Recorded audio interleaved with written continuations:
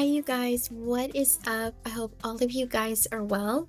I hope you guys are having an amazing day, amazing week so far. I know this was been up on Friday, and I do apologize. My house has been very animated lately, and I have a sinus issue, and I was procrastinating. I had to do some errands, so I'm sorry for the delay. But hopefully, we'll go back to our regular program, and I'll do my best. No promises, but I'll do my best. So, this is a heartwarming, cutesy-wootsy episode, which is Janet and Maxwell. We're going to talk about them. And then we're also going to do sisterly advice regarding to breakups and keeping things private and PMSing and all these things. And then very towards the end, we'll do a little bit of TV shows and movie pickaboos before we go our separate ways until the Friday is coming up soon. So stay tuned for that. I hope you guys have been enjoying the season so far and the episodes. I hope you guys have been enjoying it throughout the summer, keeping your mind off of what's been going on in the world. My heart and prayers go out to anyone who's been going through a lot or dealing with a lot or experiencing a lot. So my heart and prayers go out to everybody who is going through some stuff because this year has been hell. Okay? So we are going to hop right in and answer some speculational questions as to whether or not these two are dating or just being friends, just catching up. What is the verdict? What's going on? Let's get into it. So these two have been friends for a very long time. They've done events together. They just been chilling, just been hanging out a lot. And now they're holding hands. So a lot of fans, including myself, have been speculating if are dating or not, or a couple. And I hope they are. I totally ship them. They're both cute. They're both like very private, very chill. I could see Maxwell helping her relax and not feel intense or worried or anxious because we all know what happened to Janet back in the day with her marriages and her dating life and losing her best friend, her big brother, which is MJ. So we definitely am praying that she finds happiness, she finds peace, and just getting through what she's going through. And her beautiful child is adorable. So I really hope they are dating, and I hope they're keeping it private. If they're not dating, I hope they do a really cool album together. They'll be so sick and so fire. So I really hope they are. And yeah, I just wanted to say that. But they both have dating past relationships, marriages, except for Maxwell. There has been rumors if he was or was not with this model. I can't pronounce her name, but there was no confirmation about that. It was like little to no evidence. So there's that. I know she dated Jermaine Dupri at one point, and I didn't know she dated not Maxwell. What's his name? Matthew McCarthy. I don't know if she's dating Maxwell or not. According to sources, they're not. They're just friends. But the way y'all holding hands, I don't consider that friendship. Okay, I don't consider that friendship. You're holding hands. Okay. But again, they're both living private lives, and I hope that they are happy together if they are dating. And if they're not dating, I hope they do an amazing extravaganza collab. That'd be so sick if they are. But they have dated past relationships. Regarding to Maxwell, he has dated a lot of people back in the day. He was never married, and I'm shocked because he seemed like the really cool, like married type kind of person, or at least a fatherly type kind of person. And at the moment, all his main focus is music. So a lot of the times for musicians and artists, it's really hard for them to stay in a healthy, maintaining, committed relationship when they're constantly on the road. They're focusing on other things, and it's really hard for them to just sit and chill. You know what I'm saying? But it'd be so cool if Maxwell had a little boy. He can like, oh, that'd be so fire. That'd be so cute. He would have been a great dad. He'll still be a great dad if he ever decides to. But at the same time, if we're speaking realistic versus expectations, it is a bit selfish to some degree if you were to bring a child into this world due to your age, and God forbid if anything happens to you, yeah. So on one hand, it's like I really want him to have a kid. I would love for him to have a son. But on the other hand, it's like, something could happen to you, God forbid, and you don't want the kid to be by himself and all these things. Even though the kid will have a good foundation as far as trust funds, but at the same time, it's like, you know what I mean? It's just, yeah. And same goes with Janet. She has a little boy that she recently brought into the world at 50 years old. And, it's, I don't know, like it's beautiful that she wants to be a mom. But again, it's like, once you hit a certain age, this is just my opinion, a lot can happen to you if you were to bring a kid into this world due to health reasons, life, whatever. But I love for her to be more than just a one mom, like a one boy mom. It would be so cool if she had a little girl. But at the same time, you know, once you get older, it's a little selfish to bring kids to the world due to what's going on in the world, and your age and the state of the world, and it's just a lot. So this is my opinion. What do you guys think? But I really hope they are a couple. I hope they are dating. They make such a cute couple. Ah, they're so cute. So let me know what you guys think. They're both doing their thing. They're having a good time. They're keeping things private, which is good. Once the tabloids start dipping their toes in, and once you open that door, that's it. It's hard to close it. I've been through it. It's hard to close a healthy relationship when you're in the public eye and you're dealing with evilness, and you're dealing with unhappy people who wish bad things upon your relationship and all this stuff. It's just not good. So let me know what you guys think and how she's balancing everything. She is balancing motherhood with her music career. And yeah, I mean, I just pray that she's happy. That's all I say. I pray that she's happy. I'm praying that she's healthy and, all that good stuff. But what do you guys think? Let me know if you think they're dating. Do you think they're just being friends? Do you think they'll do a collab? That would be so fire if they do. If they're not romantically together. But that would be really, really cool if they did a fire collab together. That'd be so sick. I would love it. And to have like her son be on the drums or something. Oh, that would be so cute. Oh my God, that'd be so cute.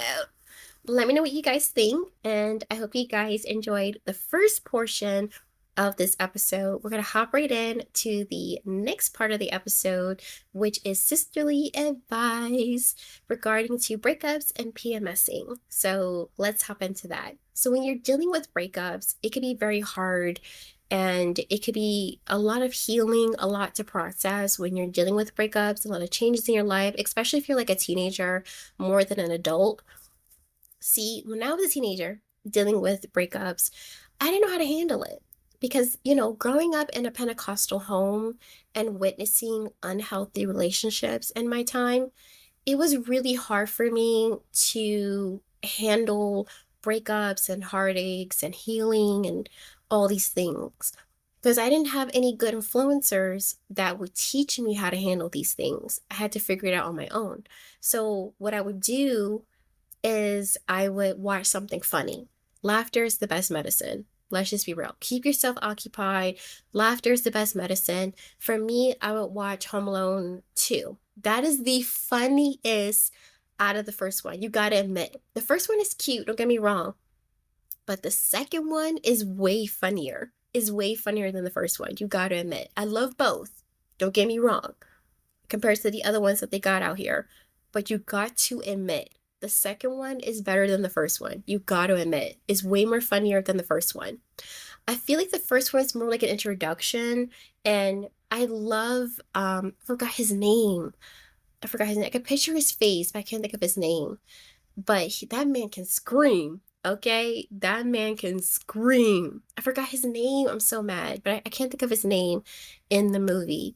But one of the bad guys, I think it's was it Mirth or something like that? Oh, I'm so mad at myself. I can't think of his name. But you guys know who I'm talking about. And he can scream his butt off. He is like the funniest dude. Oh my God. Like, you guys got to admit, the second one is better than the first one. You got to admit. You got to admit. So I would watch something like that. I would keep myself occupied. I would cry it out. I would talk to God about it. And there were times where I would do like a Taylor Swift, where I would do like poetry about it and just get it all out. And I feel like that's the best medicine, is to just get it all out instead of letting it ball up inside. So, the first thing to do is just do a self-care moment. Cry it out, listen to some good music, punch the wall, not punch the wall, punch the air, take some boxing classes, get it all out your system, okay? Get it all out your system. And then once you get it out your system, you'll feel better. You really would. You'll definitely feel better once you get it out of your system. Watch something funny, take a bubble bath, go get a massage, listen to some good music, vent it out, go get therapy if you need to, depending what kind of state of mind that you're in, and just go from there. That's what I did. Just go from there. And I felt so much better. I felt so much better. Once you get it all out, whether it's poetry, music, watching something funny, talking it out, whatever it may be, you will feel so much better once you get it out your system. That's what I had to do. I went through so many changes in my teenagehood and even in my adult life when I was going through a lot of changes of breakups and heartaches and having to start over and being so afraid to, get back into the dating pool and, stuff like that. I talk it out. I really do. I talk to God about it. I read about my scriptures. I laugh something, watch something to laugh it out. I cry about it. I get all the anger out. I do whatever I got to do because I don't want it poisoning me for the rest of my life when I do decide to get back into the dating pool. I'm just saying, like, get some self-care, some love, write it in a journal. Do what you got to do. You know what I'm saying? Do what you got to do. Do some word affirmations. Don't do no voodoo, okay? Don't do no voodoo when it comes to getting revenge. Don't do that because that was my mistake, trying to get revenge by cheating and doing a whole bunch of other dumb shit. Don't ever do it. Don't ever do it. Lesson learned. Don't ever do it.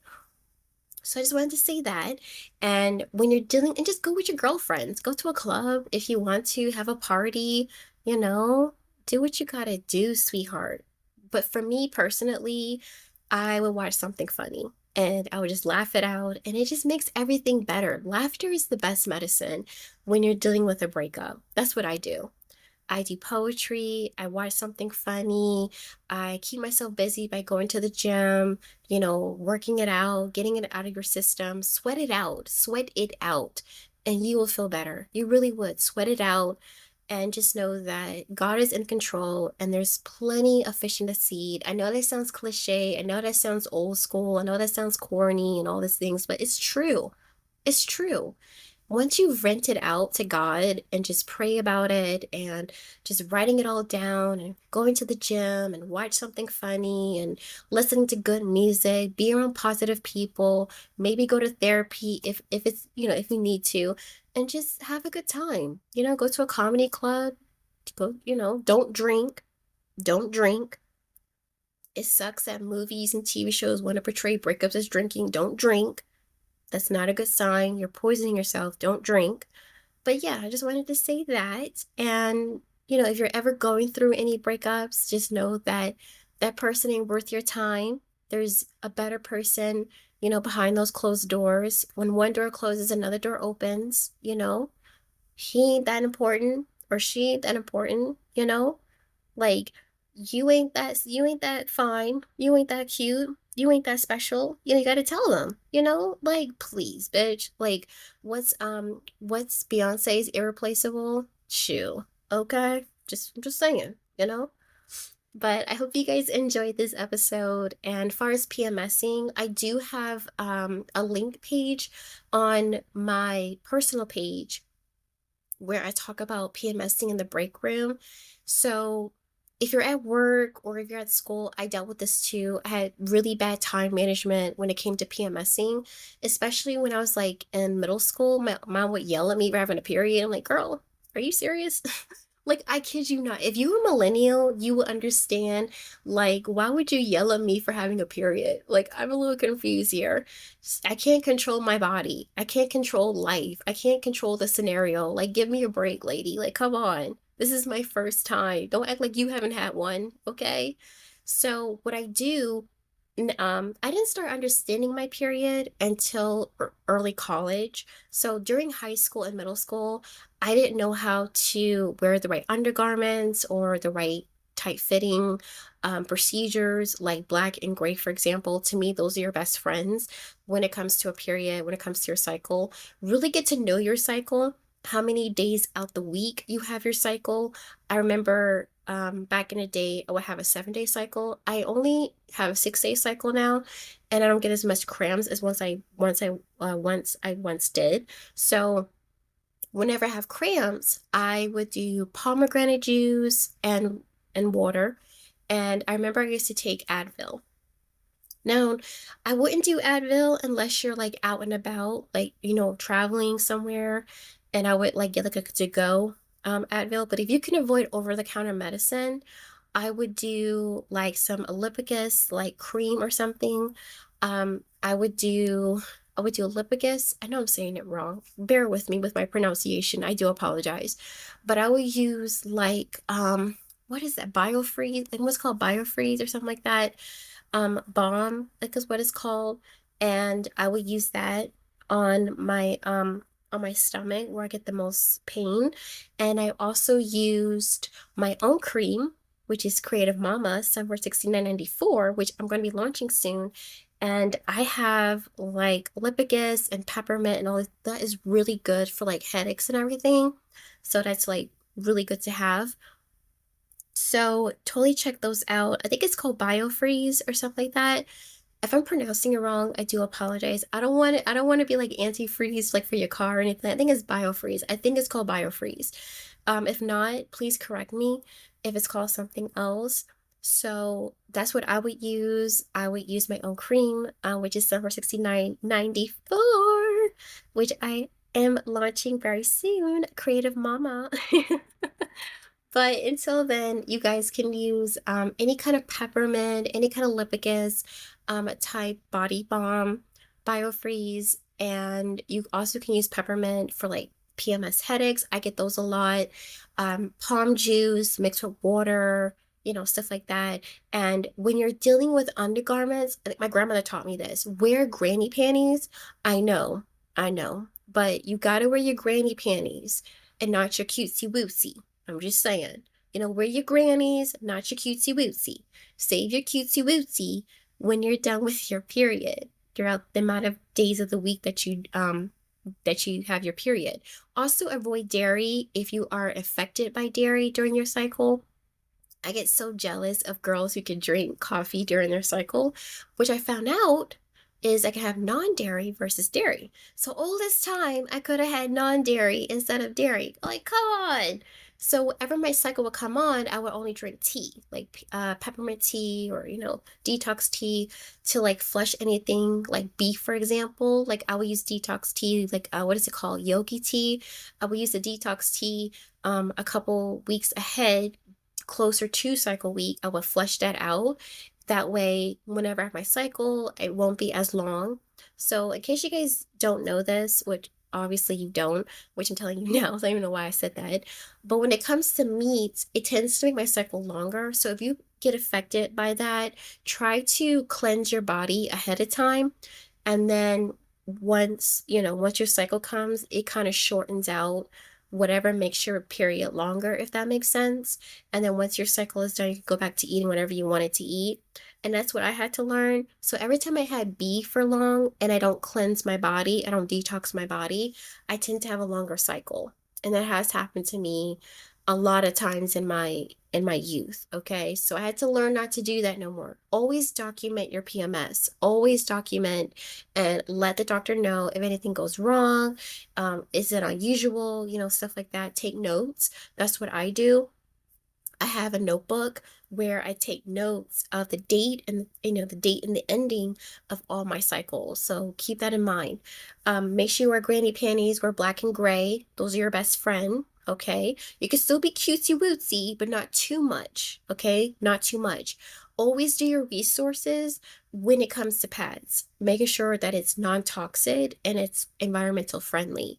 For me personally, I'm still on the hunt for that. I still use Always. I know, but I've always used Always. I know they had a recent report about them not that long ago, and I'm just like, but those are my go-to. It's so hard for me to find healthy alternatives. And I have found one, I think maybe a couple years ago or a few years ago, and it was okay. But I always felt like, I think that was that time where I still had heavy cycles compared to now where I don't have as much heavy cycles. I have like an early, I split it into like three, into actually not three, into two categories. So my early cycle is my most heaviest compared to my mild transition. So when it comes to the heavy portion, I would try to use healthy alternatives, but it don't always end well. It's like it always bleeds through or it doesn't position not the pad, the panty right. It's just really hard for me to find what I'm searching for. Now, if I had a lighter cycle, I would totally use healthy alternatives, and I'm still on the hunt to finding healthy alternatives for heavy cycles more than a light cycle. So if you guys know any good recommendations, please let me know. In case anything happens to Always, which it has happened to Always a few years back. They had like a recall or some kind of drama going on in their pads. I don't know how to use tampons, so do not give me no advice about no tampon. Okay? Do not do that for me. Do not do that. I had a friend who had a tampon and it got stuck. And then we all freaked out. I was like, I don't know what to do. So she finally got it out, but I'm like, hell to the no. We ain't doing no tampons. Hell to the no. I'll stick to pads. Thank you very much.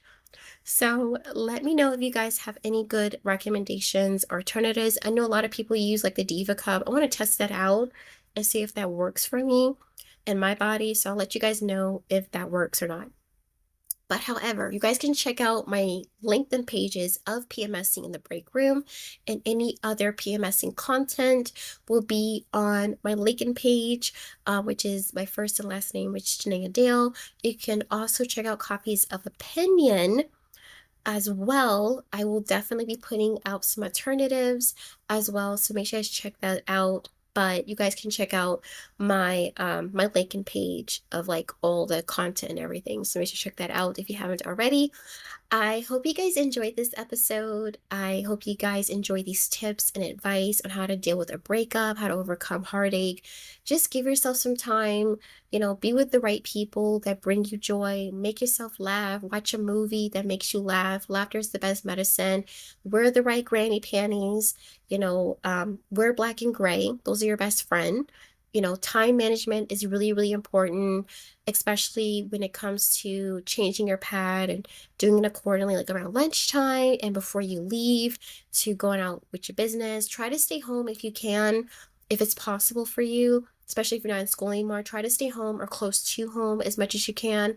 And if you feel any kind of wetness, let the teacher know or let your professor know what you got to do and keep it moving. You don't have to give them the details, especially if it's a he. You don't have to give them the deal. They don't even know much business. But I'm just saying, you have a female who understands you, then, let them know what's going on and then keep it moving. You feel me? So I hope you guys enjoyed this episode. I will talk with you guys on Friday. Have a good one and be safe out there. Be blessed. Trust in the Lord that things will get better for you. This year's almost over, you guys. I can't fucking wait. But let me know what your goals are for 2026, and make sure you guys check out my LinkedIn page, copies of Opinion, and other Instagram, Pinterest, all of that good stuff, which is Invest in Girly, Color Me World, Copies of Opinion, my LinkedIn page, which is Janaea Dale. You guys check out Copies of Opinion's LinkedIn page as well, and make sure you guys come back for Talk to Me Sister as we continue to get closer and closer to ending season 1. Let me know what you guys want for season 2. I love you guys, and I will see you guys on Friday. Have a good one. Bye.